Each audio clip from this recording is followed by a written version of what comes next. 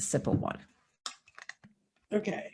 Hi to all of you who are coming into the garden. You're going to see another lovely lady with things behind her. But if you can cleverly see the sign behind her, it says Dorothy Morgan, astrologer. So I mentioned that, and I've heard a lot of chatter and had people ask me about the full moon this Friday and a lot of the things that are shifting around. So I'm handing it over to Dorothy. She has all the charts and all the graphs and all the maps and everything. Some of them. Hi, everybody. It's not my first time here. So you guys, well, if your regulars would know who I am. Yeah, and you ask questions too, because sometimes if I go too far and regularly, weekly, not weekly, regularly, we'll just say regularly. Weekly is for my membership. I have a membership platform I do stuff regularly for it, and come find me and you can join that too. But regularly I put stuff on YouTube, so just Dorothy Morgan astrologer, and you'll get a lot of the insights there too. Yeah, one of the bigger things, and this happens often, but not every year. It's just when we have, and science doesn't pay any attention to this because this is astrological, not astronomical. So the astrology is, we have a new moon in Aquarius, full moon in Aquarius is on Friday, July 23rd. It's early in the sign. And when we have a full moon that early in the sign, we're most likely going to have another full moon 28 and a half days later, because there's 30 degrees in a zodiac sign. So I saw that and I'm like, ooh, I bet you there's another one coming up. And so every few years we'll have 2 full moons in the same zodiac sign.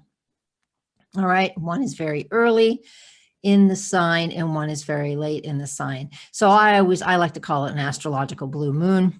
If it was the same in the calendar month, they would call it a blue moon.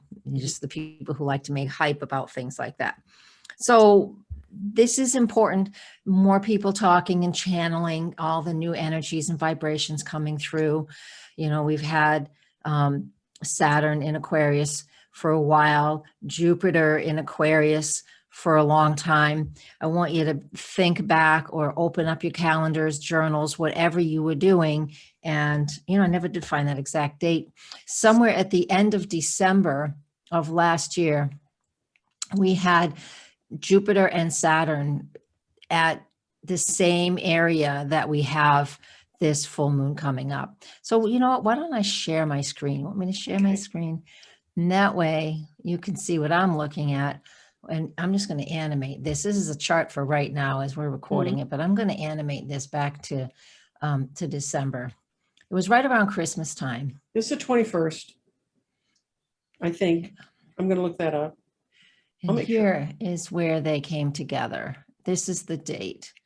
Don't worry about the location for those people who are into houses. We're not talking about that because we're all in different places on the planet. Yeah, it looked like it was the day of the solstice, December 21st. You were absolutely right.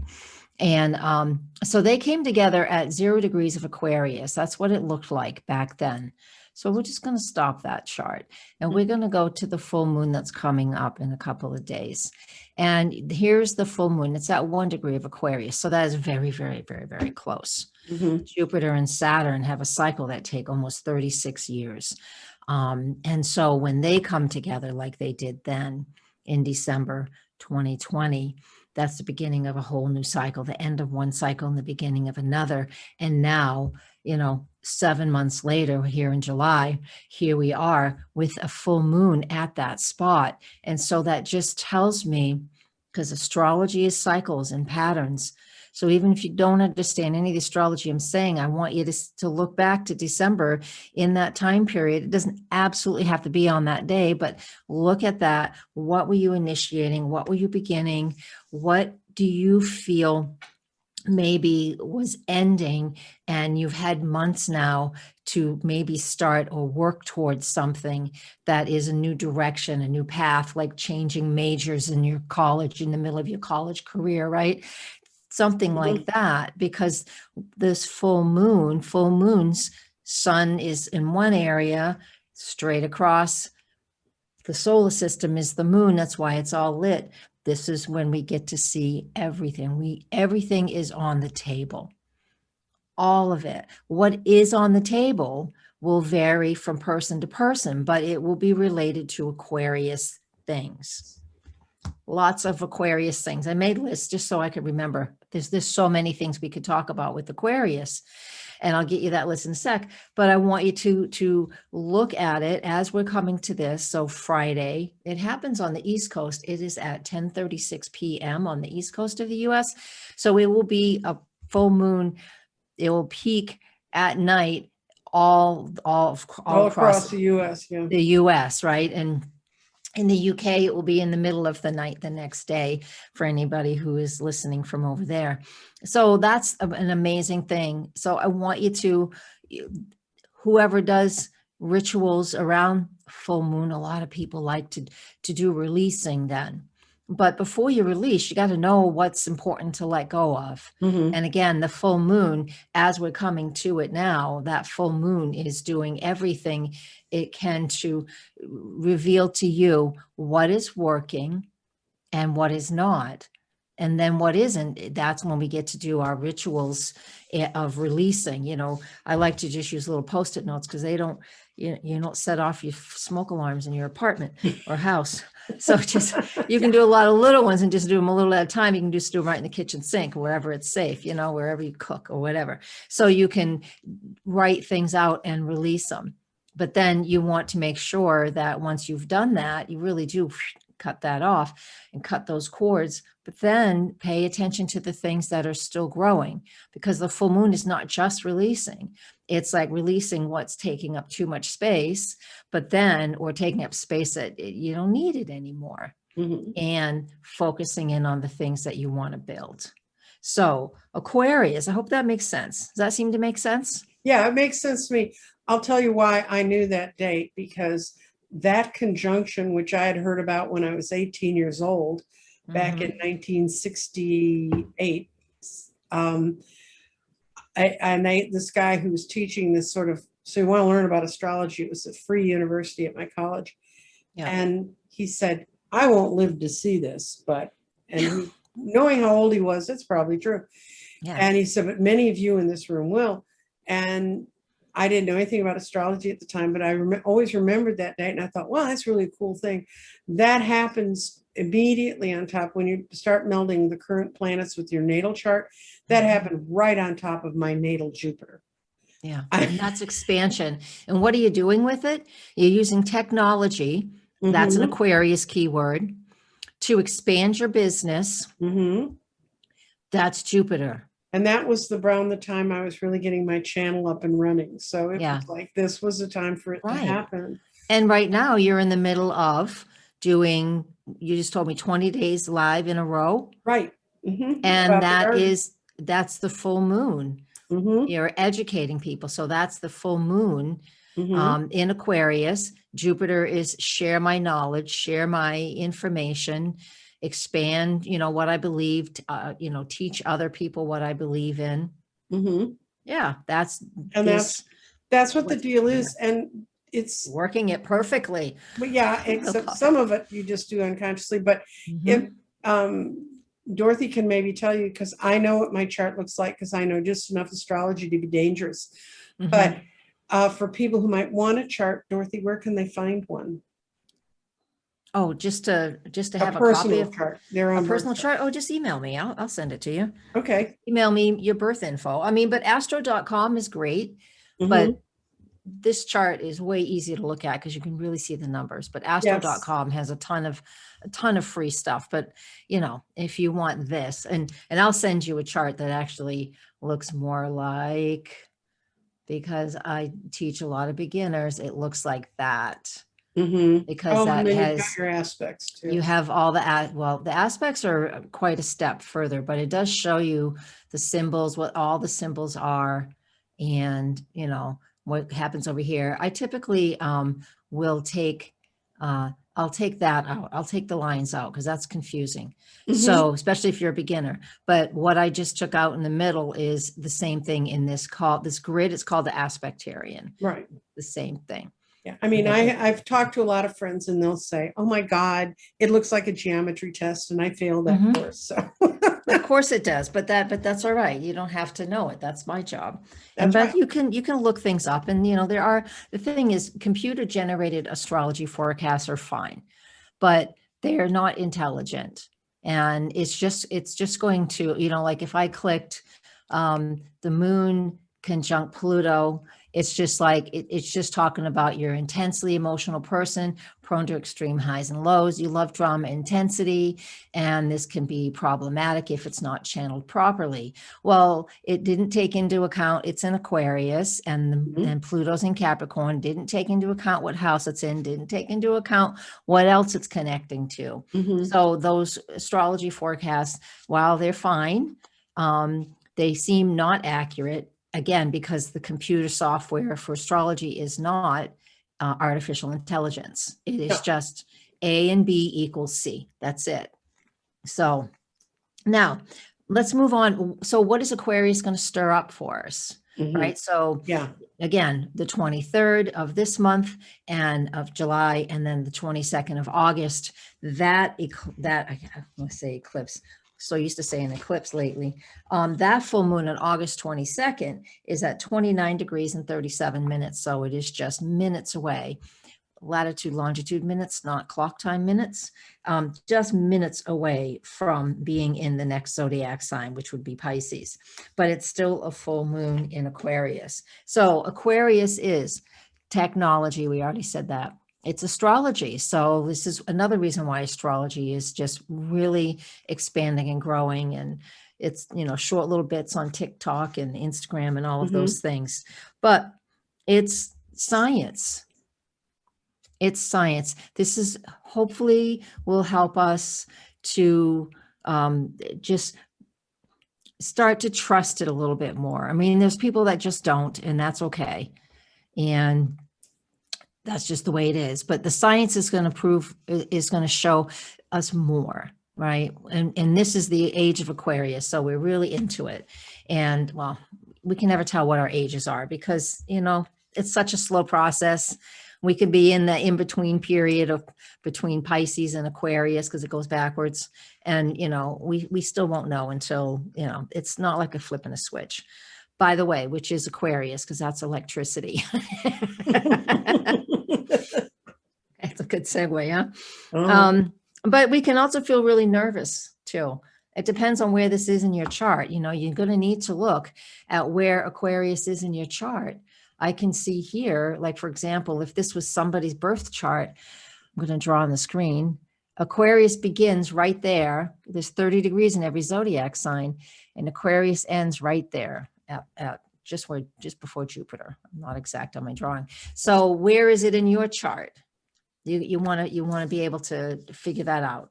And if you have any beginner astrology books, again, email me. I can get you a copy of your chart, but I can also tell you what house those two full moons are. And explain to people that the little numbers in the middle, the little inner ring of numbers, those are the house. Those are the house cusps. Yep. The houses, the number of the houses. Yep. So if I was to you do a different wheel style, which one do I want to do? See which one will show us the best. This one. Here's another wheel style. This is Solar Fire software, by the way. I think I want one more down. No, I don't. Apparently I don't. We want, way to go. There it is. So, here you can actually see where all of the Aquarius begins by the color code. It's color coded. So, and what this is, we're in the middle. We are doing astrology. The tropical zodiac astrology is done geocentric, meaning we know we go around the sun, but from our perspective, we live here. So we put ourselves in the middle, right? And when we put ourselves in the middle, then around us, it's anchored by spring and fall, the equinoxes. It's where the equator, if we go out into space, and then the path of the sun around the planet, where those two places connect is where the beginning of the zodiac is, the first day of spring. Divide everything by 360. divide by 12 and you have 30 degrees, 12 zodiac signs, 30 degrees. So you have 30 degrees of Aquarius somewhere in your chart. And that's where the beginning, this full moon is on the 23rd of July. And the end of it is where the next full moon is on August 22nd. So it's going to be 2 different houses for many people, not everybody. Some people use equal houses or whole sign houses. And so that won't matter then. So we are being made aware of the things. So whatever house it's in for you is going to be, will help us to get more information. Right. This one's pretty simple because it's the 11th house and that's where Aquarius is already naturally lives. So science and electricity and our body has electrical currents. So we might feel nervous and anxiety. So I'm not saying you need to take that on, but it could be that there are times when we're going to be feeling a bit anxious and nervous and we're not sure why. Yeah, there's been a lot of people having sleepless nights coming up to this full moon. They've called me and said, why can't I get to sleep? What's going on? Melatonin, man. But a little faster. And so it does that. And what else is Aquarius? So we can keep it personal, which I like to keep these things personal. So you can be looking at, those things for yourself, right? Any of those things, your nervousness, or you're studying astrology, or are you reading or listening to more science, just so you feel like you understand what's going on in the world around you. But then it's your friends, right? Friends is Aquarius. It's not your, like your love, but your best love or your best friend, but it's acquaintances and friends, those kind of friends. It's the groups that we have, and the group teachings and things like that, because Jupiter is about to move back into Aquarius because it's retrograde. Retrogrades every year. It's not uncommon. So Jupiter is going to retrograde back into Aquarius soon. Let me find that one. Oh, I didn't bring that one up. Here, I'll just animate it and do it that way. The software. It's later it's like the 28th or something. Oh, there it is. I missed. Yeah, it's right there on the 27th. And we'll just go day to day. There it is. So it's the 28th. So it's going to stay in that sign until the very end of December, because it already was in there and it popped back up. It moved really quickly through Aquarius, and into Pisces, but now it stopped and it's going back. So that's July 28th when it moves back into, it's called ingress, moves back into Aquarius. And so and that's where the full moon will be on August 22nd. So, it's going to be at that 29th degree. So you want to pay attention. We have the full moon on the 23rd of July. And then when Jupiter moves back into Aquarius, July 28th, it's going to trigger the spot where the full moon will be on August 22nd. Patterns. If you have to love patterns to be a good astrologer, you have to just love them, because that's just how it's going to go. You're going to say, oh, I see that. Oh, I remember that. I think so. You're just going to be able to pick up patterns, just like anything that you do with cards or in the garden, all of those things. So what does this mean? So here's some of the bigger things: humanitarian causes or humanitarian needs. The world may need some, group humanitarian, togetherness. Usually weather disasters are everywhere right now. So there could be another, some big humanitarian thing that comes to the surface. But again, there's always plenty that need our attention. So if you're drawn to something, absolutely do it. Engineers is also ruled by the sign of Aquarius, and automobile manufacturers are ruled by Aquarius, because I believe it's because of the automated system, but I'm not sure why. I've got this great, if people like astrology, this is an original book. It's paperback now, the rulership book. There are times when I'm popping this open because, there's not every word you can think of, but it tells you who's in charge of all the words or the signs or the whatevers. Yep. So it's a great book. So there's science, there's engineers, manufacturers, research, especially the scientific research. So there is so much going on for us right now that a lot of things will slowly start to come to the surface, you Mhm. know, and even in regards to just all kinds of things. All of the branches of the government are ruled by Aquarius. And I mean, people follow politics now more than I think they have in the past. And just because of just how things have been so stirred up with the last few years. But it's typical. That's typical behavior. But there are some things that are that will be shifting. I don't like to do political astrology though, because it bores me. I'm a Gemini. It bores me. I would rather talk to the individuals Mhm. than sit here and predict, who's going to take the House or the Senate. It just doesn't matter. That doesn't matter to me in the astrology. Personally, I pay attention because I have my own personal understandings. But so those are things that can be, a lot of those things can be stirred up in this month that we're Right.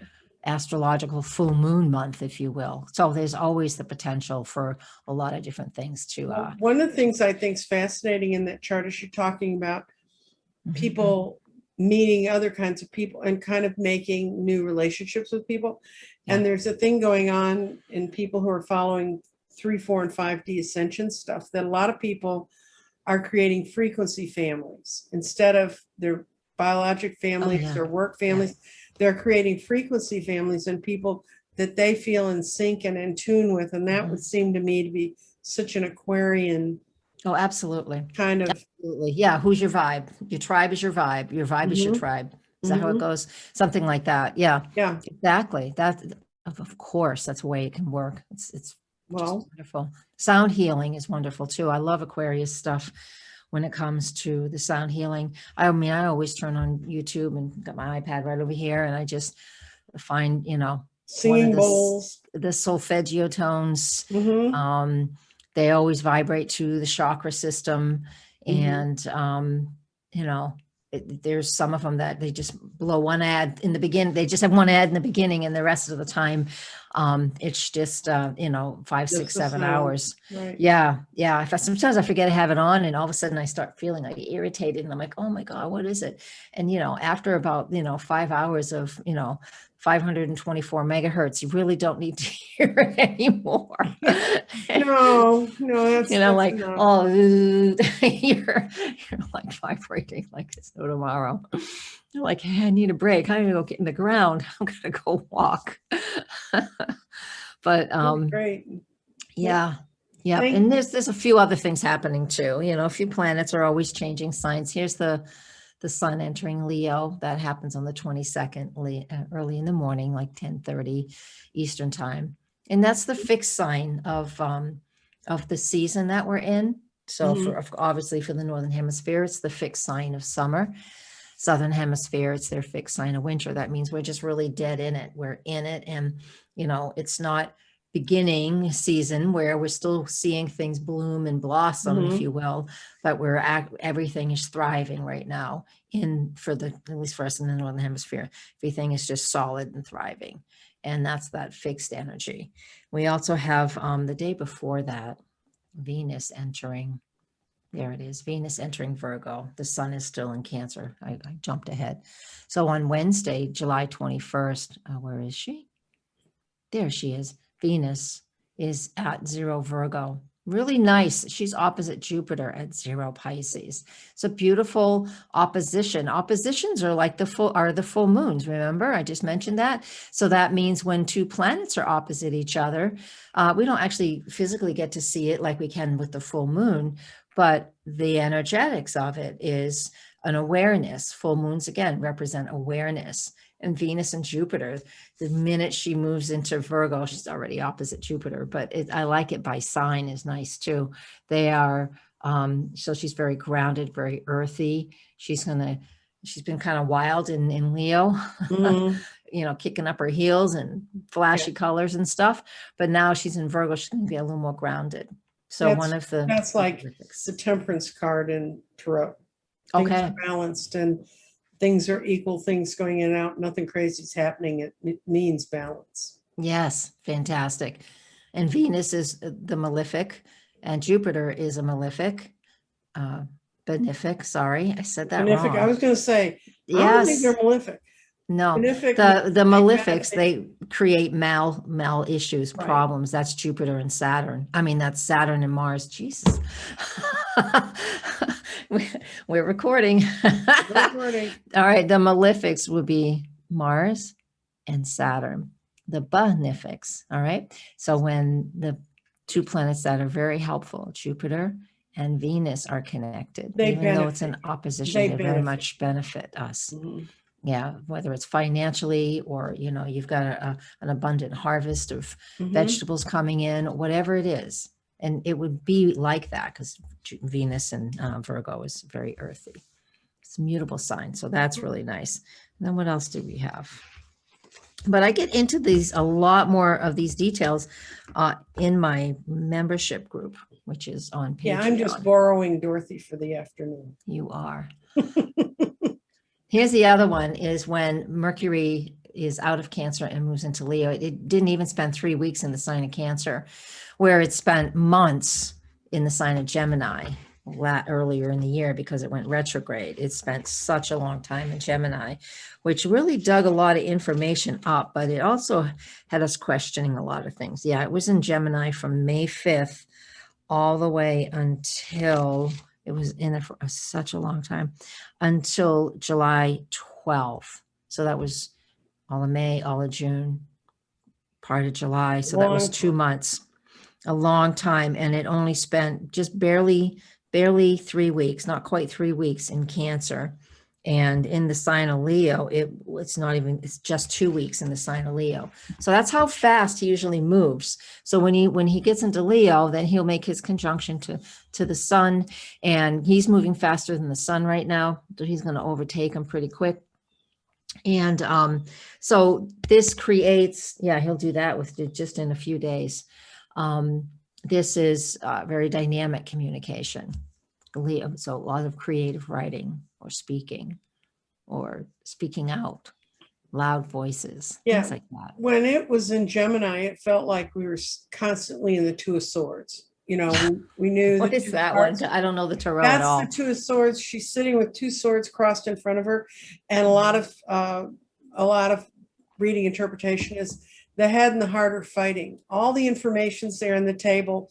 It's like a standoff between what's going to come out, and the longer it sits there, the worse the standoff gets. It's like when you get stubbornly in your own corner.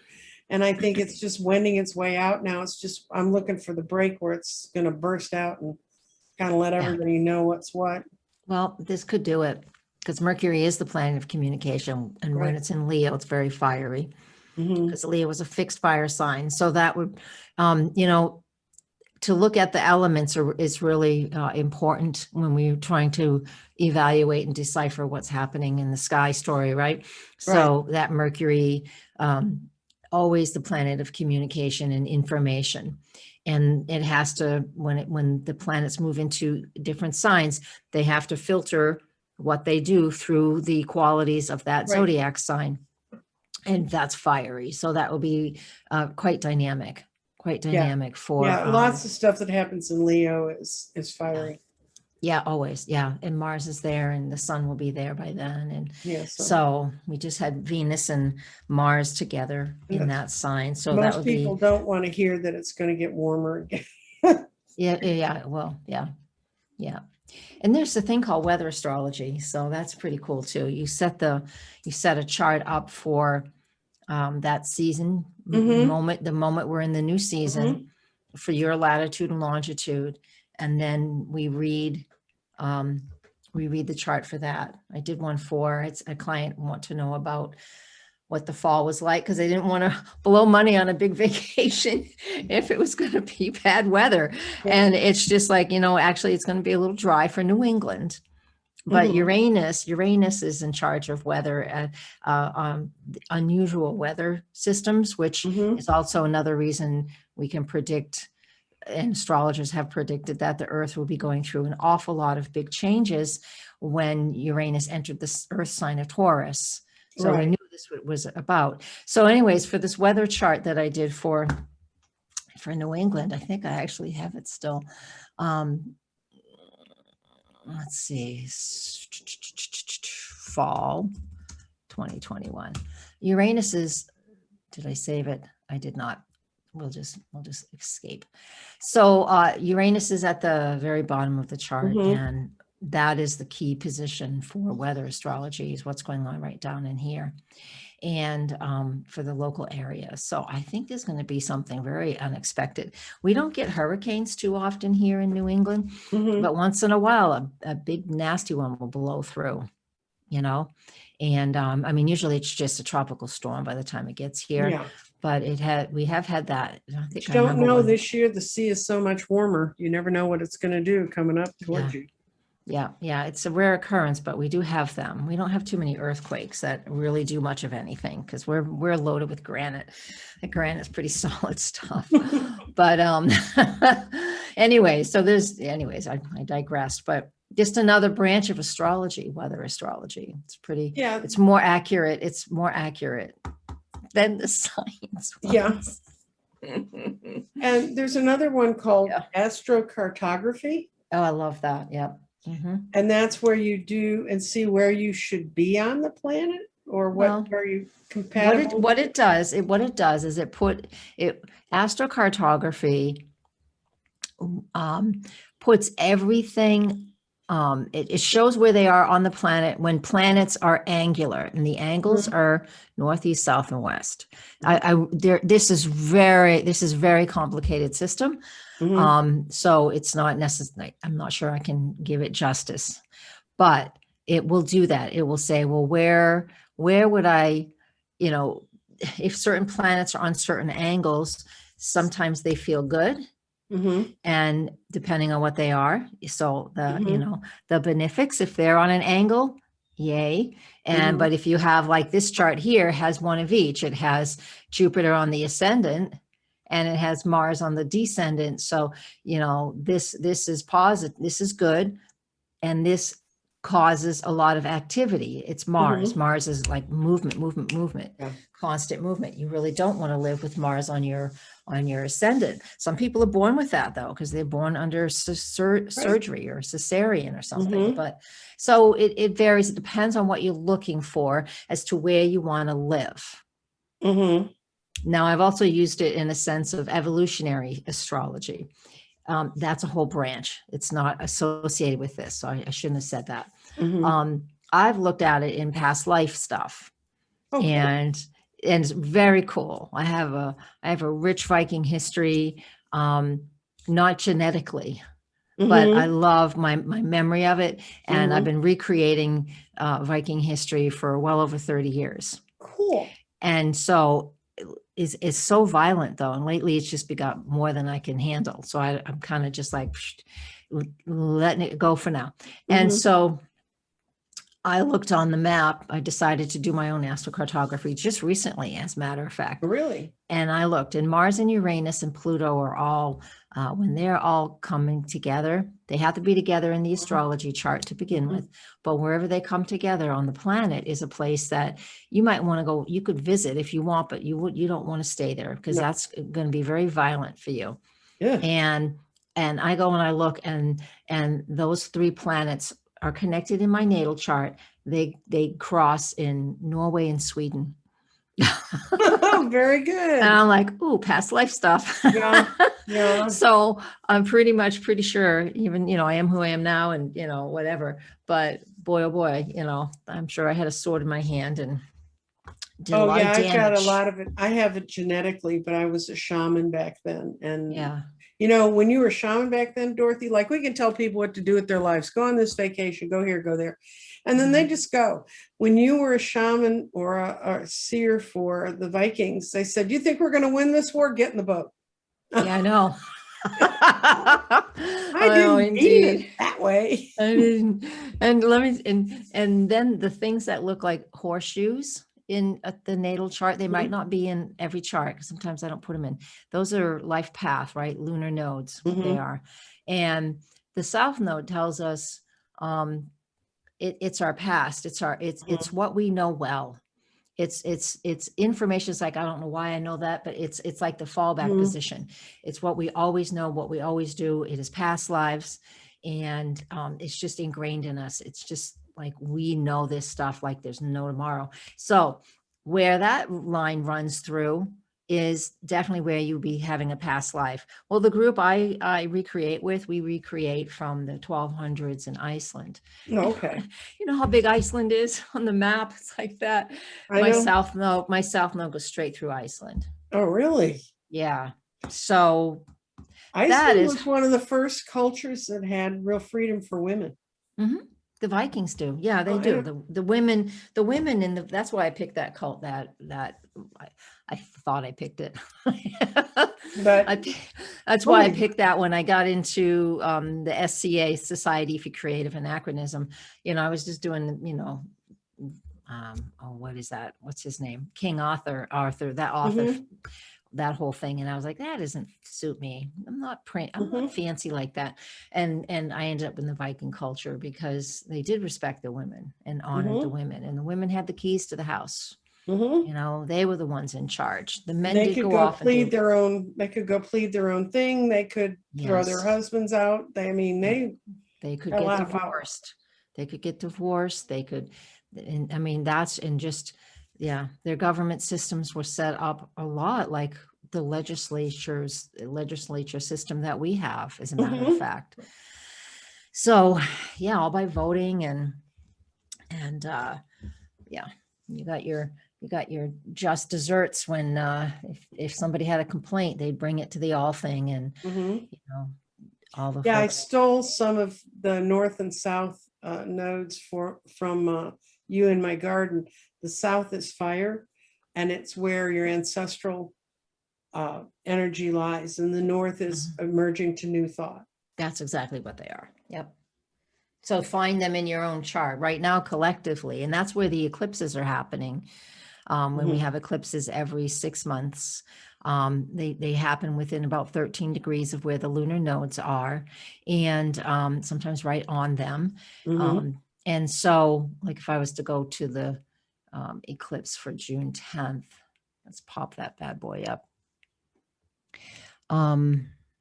Here, we'll get the two that we just had. Create the charts. They, I lost track of where I was talking about. Darn it. We're talking about the eclipses being in the nodes. That's right. So yeah, those lunar nodes, yeah, that's what it is. It's what the collective, what we are as a collective, what we're learning about, what we're all together working towards. This one was even closer. This one was May 26th. And you can see how the sun and the north node is that one, and the moon and the south node, they're right next to each other, a few degrees apart.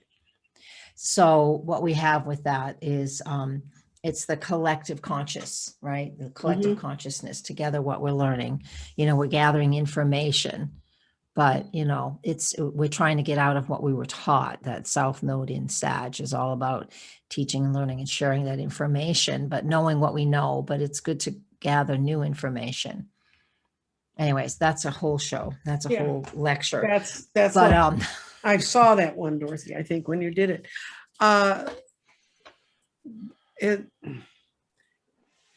Is there any like aspect you've seen looking forward in the next few months, any aspect that you've seen that just as a collective was totally shocking, or is it just kind of like we're wending our way away from? No, I haven't looked at these things to see if there is something that's shocking, but because there's always stuff every single day that we're working with. But again, I think our subject today was the important thing for this month. Right. Is that we have 2 Aquarius full moons in a row, right? Yeah. And Jupiter backs into Aquarius. So again, you're going to get a hint. You're just going to pay attention to all those Aquarius things. And again, look at your houses, because the houses, I can pop that up. Let me grab that. I do this with, where are my charts? Beginner class. Oops, it's not what I want. Never mind. Sometimes I can't find things when I'm under pressure. I know. People, you know, they'll look at me, oh, what you said to me 2 months ago, and I go, really? Did I say that? I know, I'm that way too. But Yeah. Sometimes I anyway, don't remember stuff. I'm So I love having Dorothy on. I think she really helps fill in that giant gap that is my giant gap in this information. I promise you, Dorothy, I won't wait till the next blue moon. Like once in a blue moon, yes. we're going to have Dorothy come along. If you would like to, I'm going to make sure it's in my notes how to reach out to Dorothy if you want a chart, and also how to reach out and follow her. And, you know, her Patreon stuff is great. And if you really want to start having the best way to work with astrology and start to understand it is to get your own chart and then just see the patterns happening in your own life. Yep. Like- And then some really, really good books. Like my colleague of mine wrote this book. I mean, this is like the 8th or 9th astrology book. She's quite retired now, but she just finished writing this one. And this one is great. By Dusty Bunker. So this is fantastic.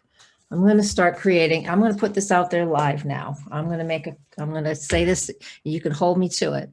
I've been wanting to record beginner classes for years because I just teach them and I teach them and I teach them and I teach them. Well, this week I think I have committed to sitting down at my Zoom with all of, I work with Dusty, so I'm going to use some of this content and just get beginner courses recorded. I'm going to put them up on Teachable. Teachable will hold them so people can even like just go and buy it in the middle of the night if they want. Whatever, and they'll be able to download it. My website's not that up to date to do that, but I'll just use that system. And so I'm going to do that. I've been threatening to do that for about 5 years now, and I just haven't done it. It's like me, people keep saying, you need to teach tarot. You know so much about it. And I'm like, well, let me get the garden going, guys, and then we'll talk. Yeah. Yep. But I want to really thank Dorothy for coming by. I hope you got a lot out of this. And, go over, like, share, join her channel, subscribe. It's not join. Join is another thing. It's subscribe and then the little bell, you get notified when I'm on. That's right. And I'm going to warn people who are watching us tonight. YouTube went through and did a scourge again. And so people who knew they were on my list are calling me and saying, you started having lives and I didn't see it. And then I heard about it and they went in, checked, and their subscription had been. Wow. I was wondering what was going on because recently, I usually get thousands and thousands of hits and I'm just barely scraping 1,000. That's what's going on. And I know of a guy who's got, he's in keto where you can get several 100,000 people. Everybody wants to lose weight, follows keto, but he went nuts because all of a sudden his thing just cratered and he went in and he's a former businessman. So he went in and went to war with them, but it's just a problem they've been having lately. They've been purging a lot. So just double check. They don't have a right to do that. Up right. And so we can keep, because we're making this content. This content does us no good. I mean, Dorothy knows what Dorothy knows, and I learn a lot, but that doesn't help you. Okay. So that's goodbye. And I will, and we'll see you later. Smile, Dorothy. Thank you.